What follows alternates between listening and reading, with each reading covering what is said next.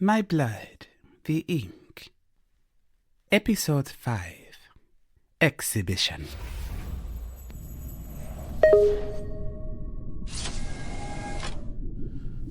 Hi, Sybella. I won't lie. I'm usually much more enthusiastically received. I'm sorry. I feel like I just fell asleep. No entourage this time? Well, from what I understand, you've had more than enough hands on you today. I figured you could use a lighter touch.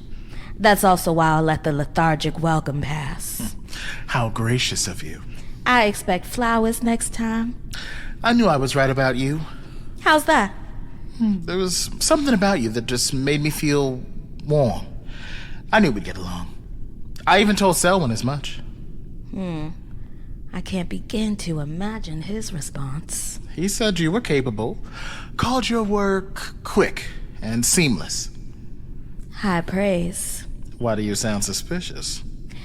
No reason. Come, stand over here. Sybella, please. I'm still new here. The sooner I get to know all of you, the better.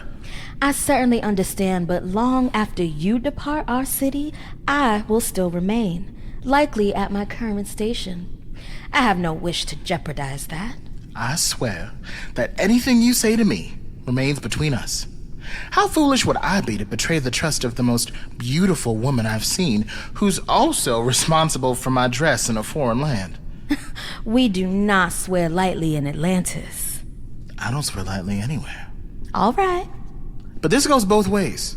No gossiping about me back home with the girls. Nothing about how cute I am or how I fill out a robe. It's much too late for that, but from here on out, agreed. You and I are friends, so I'm going to trust that you were singing my praises. I was downright mellifluous. Thank you. Now, you were saying about Selwyn? Your guide is not one for praise. He is competent, courteous, beautiful even, but he's as cold as stone. He takes great pride in standing so close to the gods themselves, but they use his stone like they would the most ordinary pieces of rock, as materials to be used as the floor they walk on, the thrones upon which they sit, and the pillars that uphold their temples of power. You disagree? I don't know. Obviously, you all have known him much longer, and he is a bit intense sometimes, but I feel like I've seen some glimmers of a real person underneath all the studiousness. Selwyn is extremely competent and devoted to the court. He's been tenacious about proving his worth, and it's been effective. It's why he's become one of the Septenary's favorite.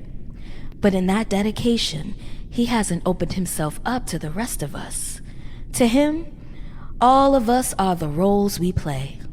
I normally wouldn't mind, but he's so young, I can't help but feel a sense of sorrow when I think of him. Why? Duty isn't a companion. He's alone. And those of us in the sea know far too well that to be alone is to be dead. Now, enough about him for now. Come, try this on. I'm not sure about the color. Okay, maybe if I hem this up on the side. Okay. Okay. You can take a seat while I alter this. Shouldn't take me long.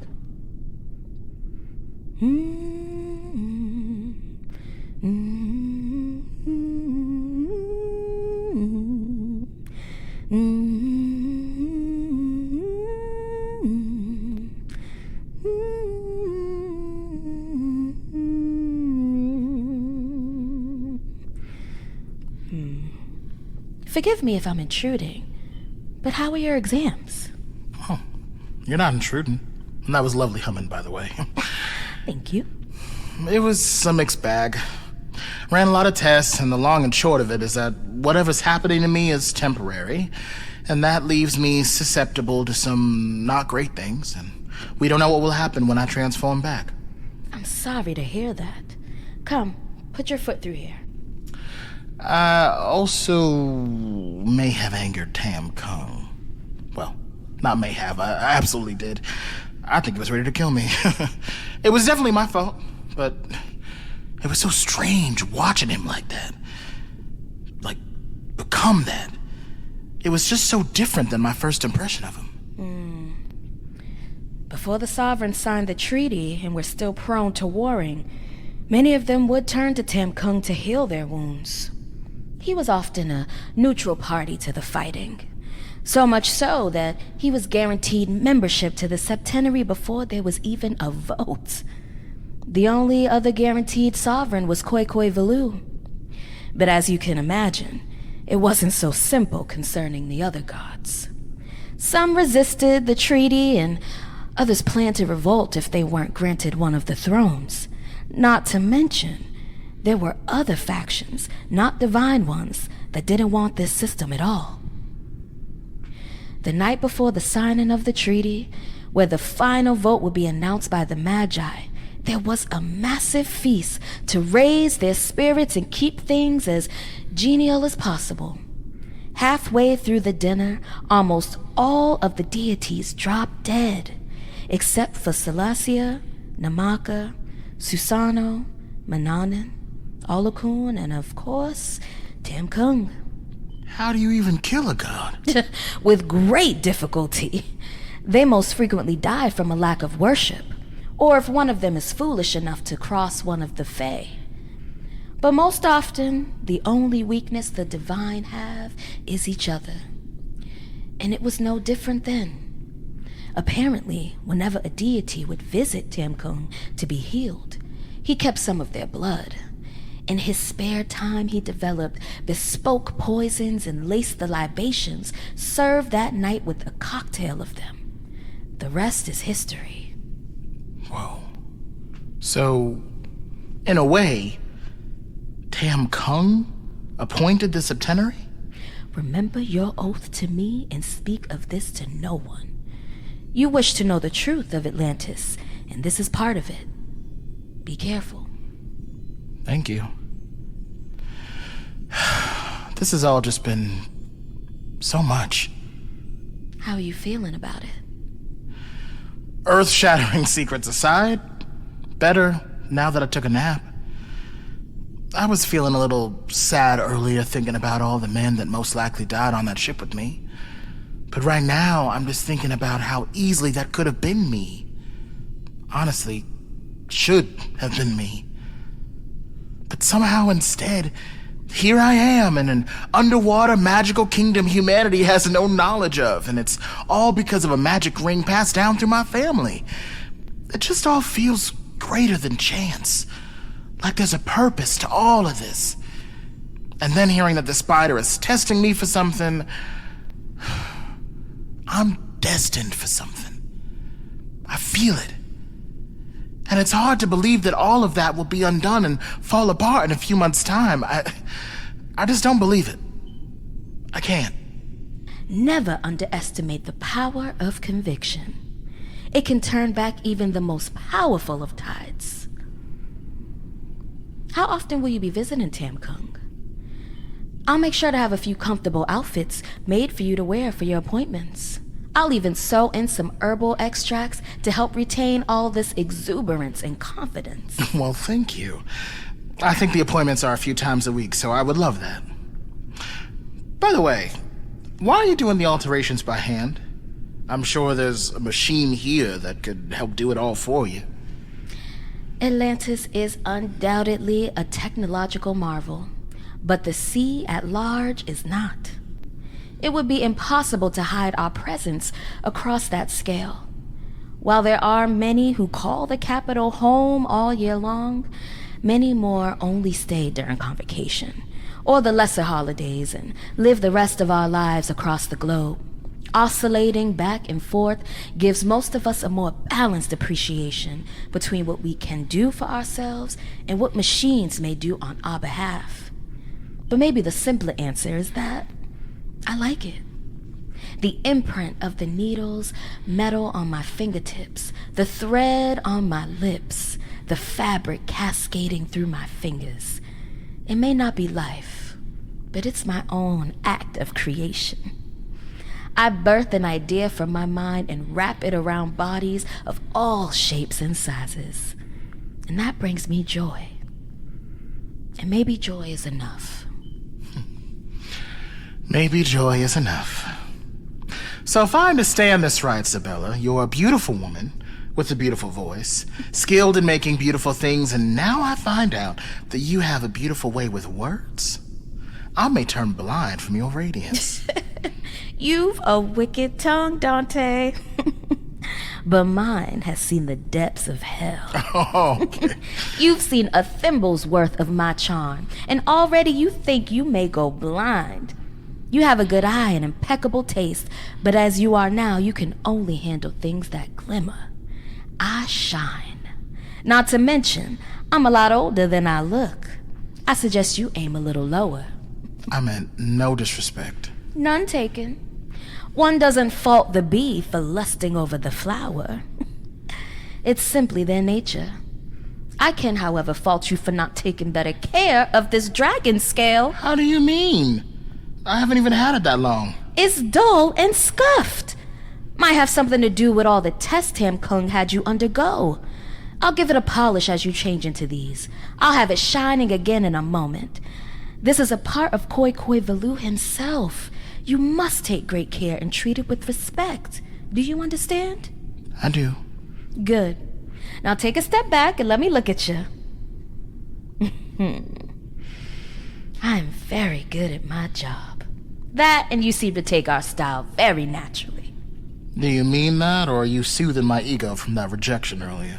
Darling, that was redirection, not rejection. I have no reason to lie. With that, I'll see you in the morning. You're not attending exhibition? I'm told it's a once-in-a-lifetime event. I've seen my fair share of exhibitions. They begin to blur together after a while, and then you start to understand what they're really about. What do you mean? One thing you'll learn about our beautiful home is that it and the people who reside here are complicated. I know those eyes are new, but make sure they stay open. Farewell. I love you. We'll work on that.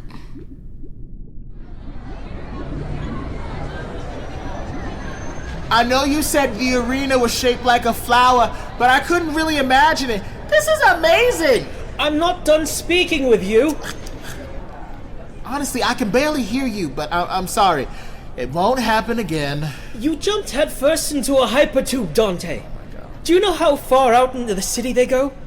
You have no understanding of how the tubes work, no sense of where you would end up, and not the slightest idea about any of the safety measures we use when navigating them. You could have been lost or hurt, or even worse, you could have hurt someone else. I'm sorry. It's just... This place is like a fever dream to me, and swimming through tubes of water at breakneck speed was extremely tempting, and I got impatient. I'm sorry. You may think me overcautious, but although I don't know you well, what little I do know and have experienced tells me that you are prone to recklessness. Hypertube aside, a god was this close to smiting you this very morning. I get it. I need you to act with at least a thimble's worth more caution. You may not care about what happens to you, but your actions have consequences that go beyond you. What does that mean? Nothing. Just be better. Friend. Okay, so just adding friend to the end of a statement is not how friendship works. Neither is diving headfirst into hypertubes when someone else is responsible for your safety. I get it. This is not one of those times. Listen, I apologize for what feels like the 900th time. Cut me some slack. We are at a once in a multi-generational event, which happens to showcase gods fighting each other, and I would really, really, really like to see that now. So how about right now, you're off the clock. We are not a guide and a guest, just two friends going out after work to watch a divine rumble. How does that sound? Fine. That's the spirit. Selwyn with his hair down. My hair is always down. That's not what I meant. And you know what? We actually need to guide Selwyn back really quick because I don't know where I'm supposed to be going.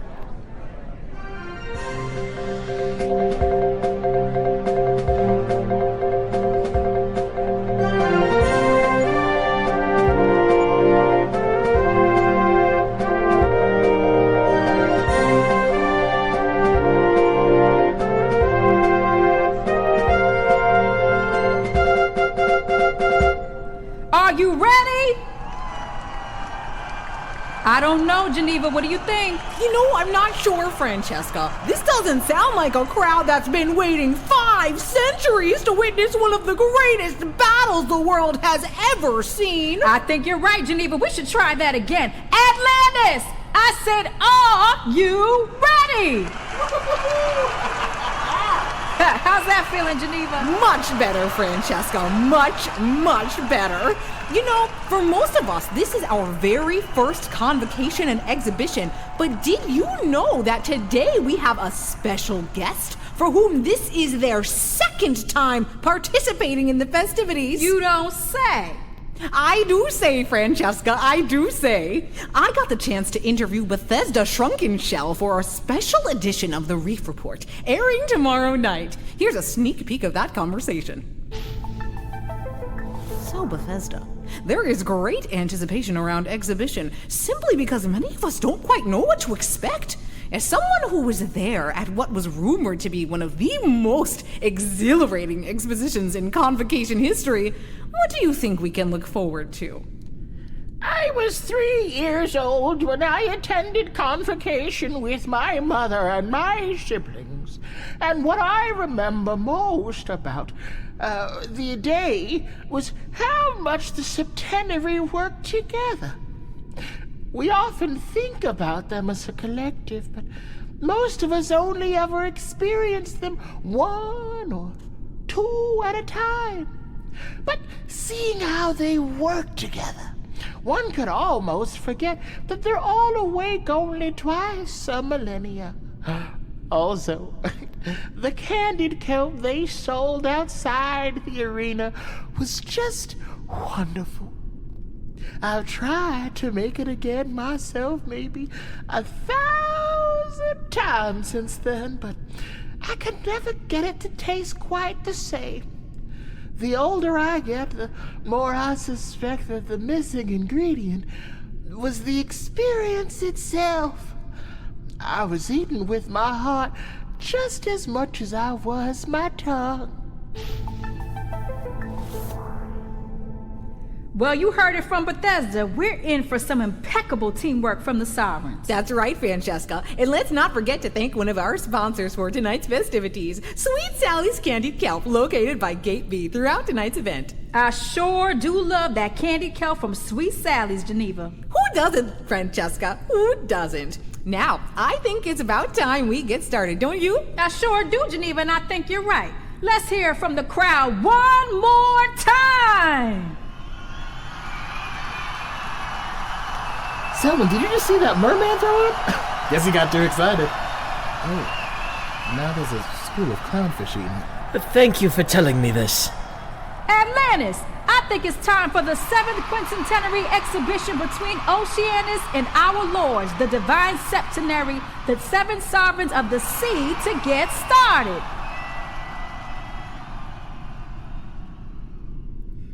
At the heart of the world, in the cradle of the deep, shines the jewel, bright for all that may see. Atlantis stands strong and proud, held high by divine pedigree.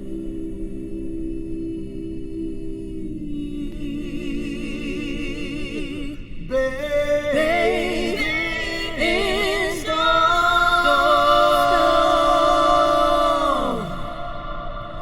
and healing waters, dancing tsunami and mist.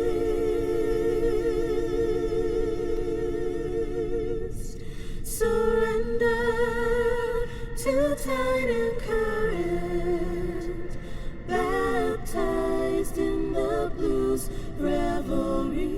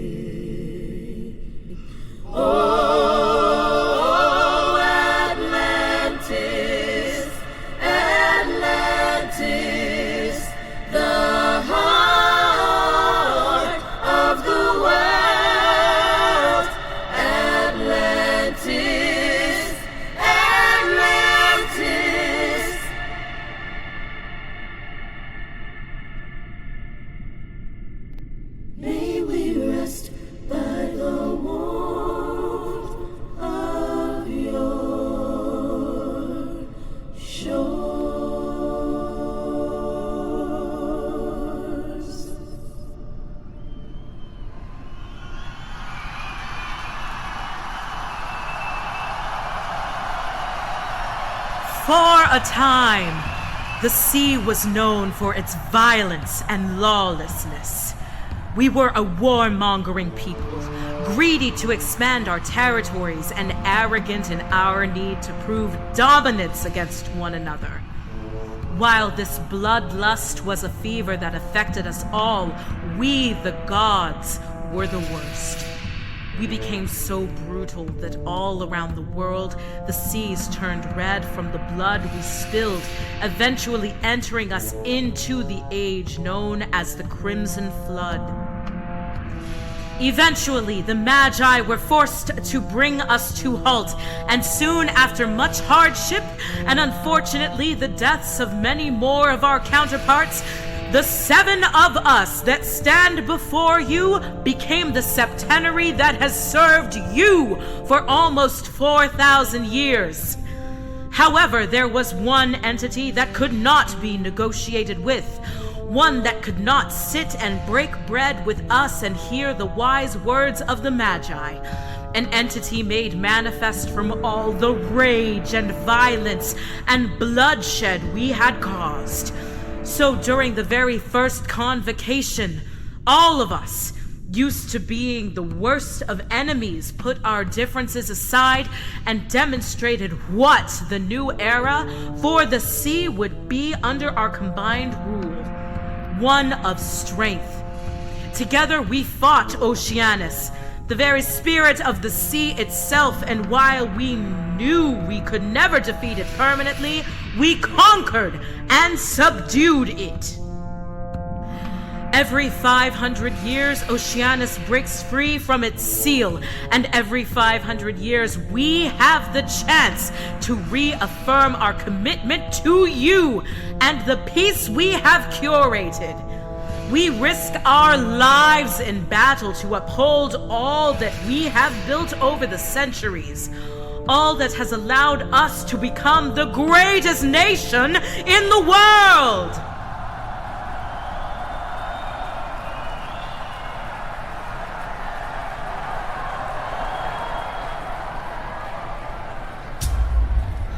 But I say this to you now, while we have known peace, a beautiful, wonderful peace, we are still the gods that have conquered the sea.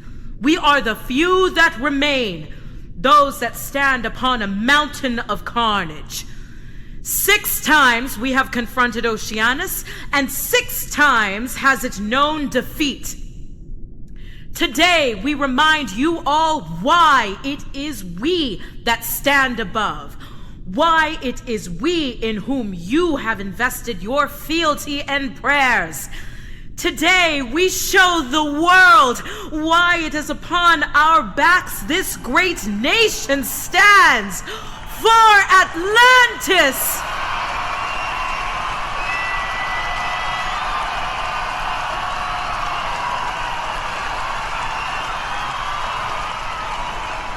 For those of you just joining us, we are live at the 7th Quincentenary Exhibition. I'm Geneva Oceanspray. And I'm Francesca Blackwater. We'll be guiding everyone through this evening and providing commentary for the sightless and non-local denizens.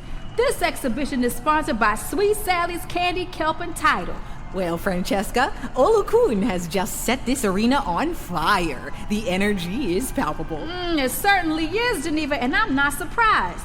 This event is the beating heart of Convocation, and I don't know about you, but I feel lucky just to be here tonight, especially with you. Oh, don't make me cry. You know I won't stop once I get started. Why don't you let everyone know exactly how this will work? It's true, you really won't stop. Yeah. That's so true. Okay. Well, right now, the Septenary is getting into final positions on the arena stage, and we were lucky enough to be granted behind-the-scenes access to some battle prep sessions. And this is looking like the anchor formation.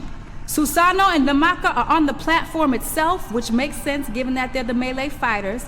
And further out are the spellcasters Olokun and Mannanan. Koi Blue and Solacia are circling above the stage, and Tom Kung, the team healer, is floating between each group. You know, it's a very strong formation right out of the gate for the Sovereigns. It truly is, Geneva, and it certainly plays to their strengths. Okay, folks, it looks like things are getting started.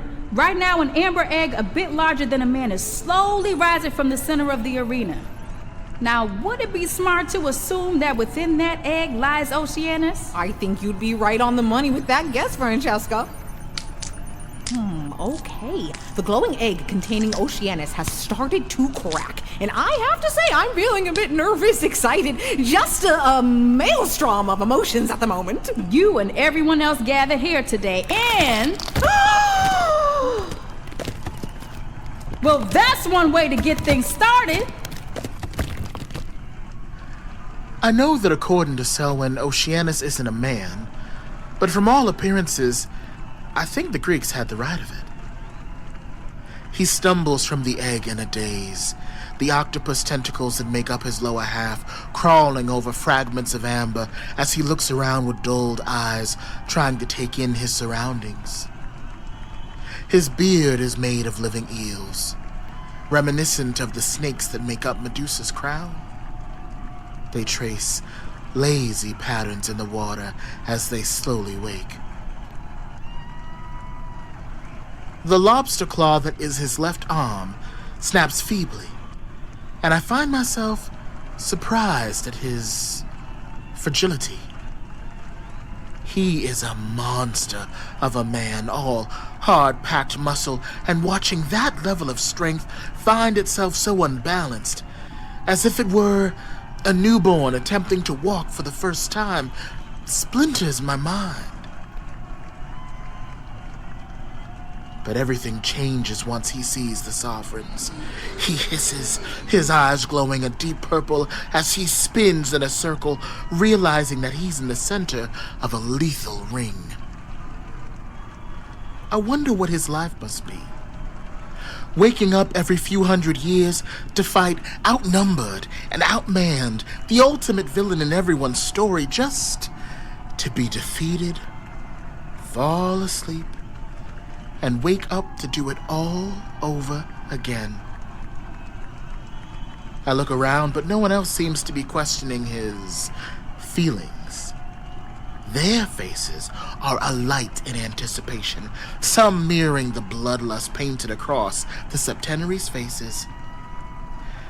I remind myself that I am a guest in these waters. If they say he isn't a man, then he probably is not a man. Yet part of me can't help but think it's much easier to justify ritual slaughter if everyone believes the enemy isn't even a person. Thoughts for another day. The Sovereigns have yet to make their move. They stretch their limbs, testing the heft of their weapons, making sure to cast the odd glance Susanoo's way, for while Olokun may be their leader during Convocation, in battle, Susanoo is their general. Suddenly, Oceanus twists in Mannanan's direction, and the fight begins. Their battle is beautiful. More dance than confrontation. They move gracefully, every action intentional, every bit of movement measured and precise. Solacia and Khoikhoi Velu circle above the fray as Namaka and Susanoo flit in and out of the creature's presence, hacking and slicing, dodging and retreating in and out, again and again, giving the enemy no quarter. Mannanan and Olokun watch carefully, firing off bolts of green and golden light from their sword and trident, expertly avoiding their allies, while always hitting their marks. And so it continues for a while, in and out, hack and slice, fire, an unrelenting deluge of attacks that force Oceanus back to the center of the arena. This is simply remarkable. It is indeed. The display of strength from the septenary is so overwhelming that one has to wonder if the presence of all 7 were even necessary to begin with. Except I notice that for the most part, Oceanus seems unharmed. If anything, he's more sure now than he was when the fight began. He's faster, dodging the blasts from the ranged fighters and anticipating blows from Namaka and Susanoo. The Sovereigns notice the change as well and adapt to their enemies' ever-increasing prowess. Khoikhoi Velu and Solacia drift down closer. Namaka and Susanoo's moves become less flashy and more lethal, each cut more focused and precise. Yet nothing works. While they had managed to limit his movement, Oceanus had taken no damage, his body instead seemingly becoming more and more resilient. The bolts glance off him, the cuts just glide across his skin. In a strange turn of events, the Sovereigns have regrouped to discuss a new strategy as, for whatever reason, Oceanus is proving to be extremely resilient and resistant to their attacks. He's certainly gotten a bit sprightlier. I think our friend is finally awake. I don't recall our attacks bouncing off him like this the last time. Then maybe we need to wake as well. Shall we dance, my dear? And here I thought you'd never ask. Susanoo gestures a wordless command towards the rest of the septenary, and they ease back, their stances shifting. It's only he and Namaka that edge forward, predators advancing on their ancient prey. Suddenly everything is a blur. Almost faster than my eyes can see, they flit and fly around Oceanus, similar to their pattern at the start of the fight, but now almost 5 times faster. The sounds of their attacks echo in this space, causing more than a few of us to shift uncomfortably in our seats, imagining what would happen to our bodies if we were even in the proximity of such force. Still, Oceanus matches them. His eyes flicker between his opponents, the earlier confusion erased, replaced instead with calculation and centuries of hard-earned battle acumen. He deflects a blow from Namaka with his right arm and ducks beneath a swipe of Susanoo's sword before spinning backwards away from them both. And then, for the first time since the assault began, Oceanus fights back. He starts with Namaka, lashing out with his claw, then following up with 2 quick jabs before spinning around to strike once more. It's a relentless onslaught of blows, but impressively, she catches them all, swinging her Leomano so quickly it blurs, using it to shield herself and meet each strike. Meanwhile, we learn Oceanus can apparently manipulate various parts of his body independently, as at the same time he attacks Namaka, he also snaps his tentacles at Susanoo in a barrage of strikes. Like his apprentice, Susanoo meets each strike with his sword, sparks flying as if meeting steel instead of flesh, his face in deep concentration, even as a small grin betrays just how much part of him enjoys this.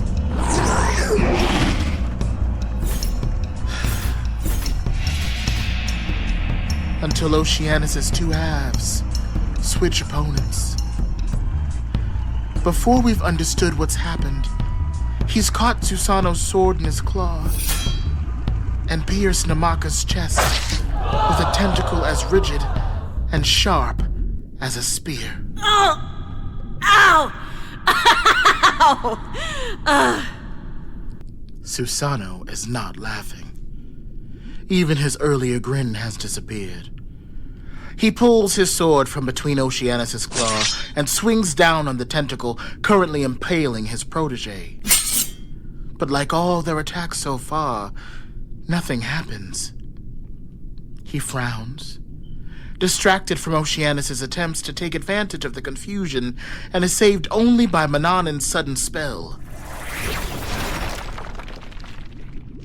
Tendrils of green mist wrap around their enemy, pulling the tentacle from Namaka and dragging him back into the center of the court before tethering him to the arena stage. The beast snarls in agitation as Olokun fires golden bolts into his face, head snapping back each time from the force. Solacia descends and, with a tenderness that surprises me, loads Namaka into the chariot. She brings her to Tam Kung, stationed further back than the rest of the septenary, who immediately lays her down and shines pale blue light from his palms, mending the hole in her chest. We need to do something about that invulnerability. I told you something wasn't right. You did, I'm sorry. It's all right. Not like I ended up with a hole in my chest or anything. A reminder of the stakes is always helpful. It will sharpen your reflexes. You're fine, but give it a moment before you get back out there. And be more careful. It's my job to be effective. I'll leave being careful to you. It seems that Namaka will be just fine after a quick healing from Tam Kung. He's so amazing. Just healed that on up like it was nothing. He is indeed, and it looks like he may be getting into the fray. The King of Healing Waters' trademark staff has transformed into a bow. An arrow appears in the string, its head round and blunt. Purple smoke wafts from it as it spits and hisses. He releases it, and the arrow strikes the eels on Oceanus' jaw.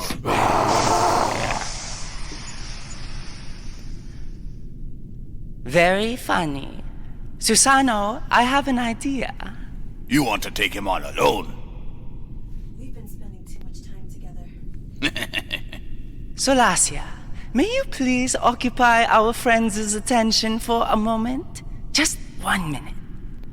Our old friend clearly has a new defense system, but I think I spy an Achilles heel.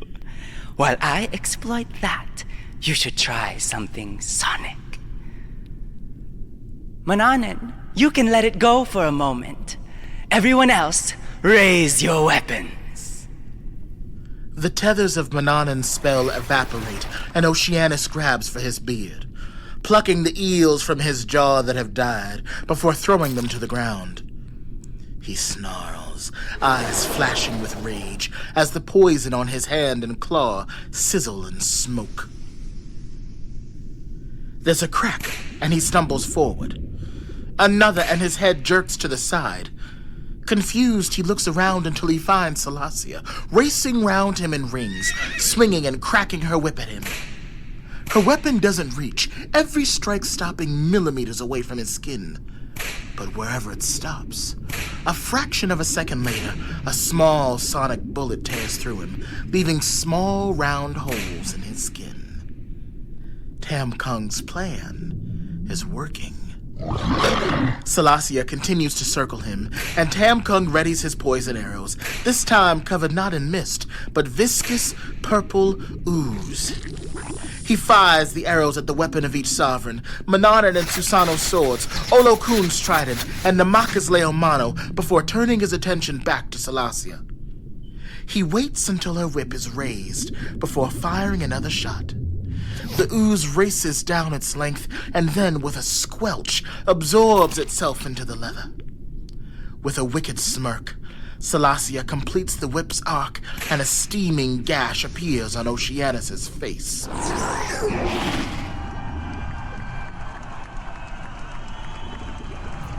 It seems the tides have turned here in the arena, as Tom Kung has found an ingenious solution to the problem of Oceanus' invulnerability.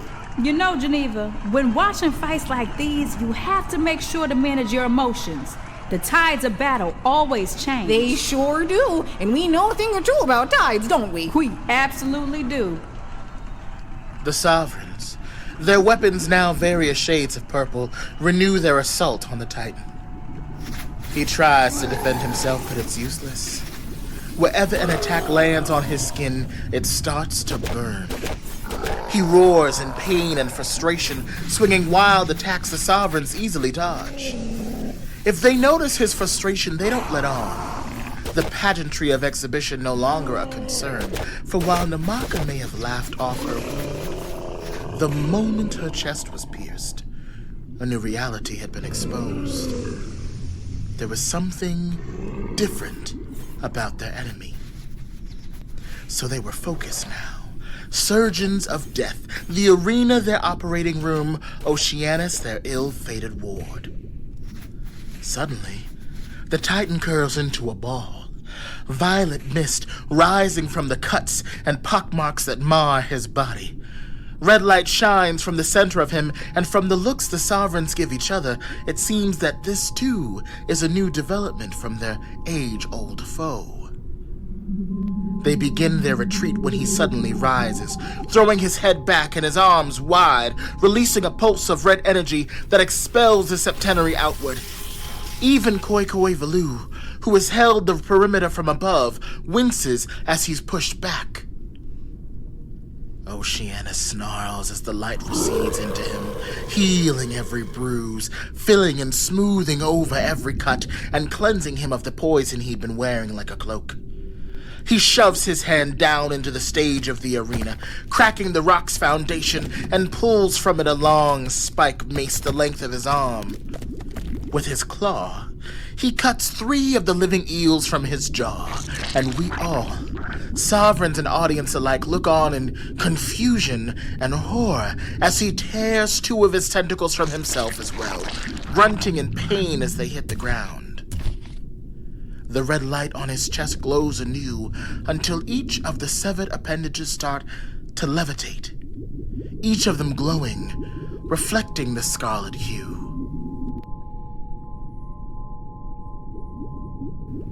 But the warning arrives too late. There's another blast of energy, and the septenary is scattered, their formation broken, and we all shield our eyes from the intensity of the sudden flare. Impossible.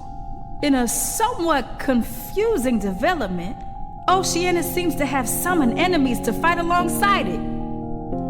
Selwyn names them all.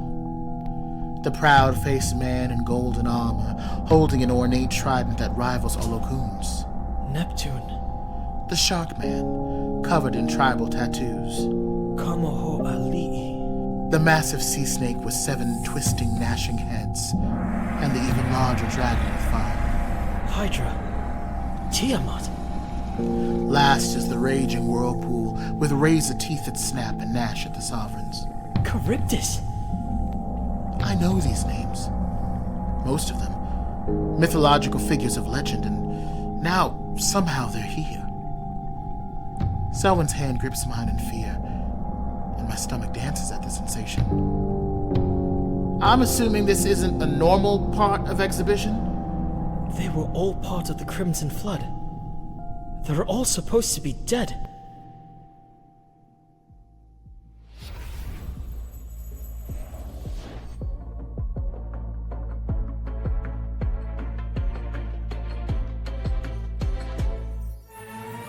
My Blood the Ink is a production of Akeem's Alchemy.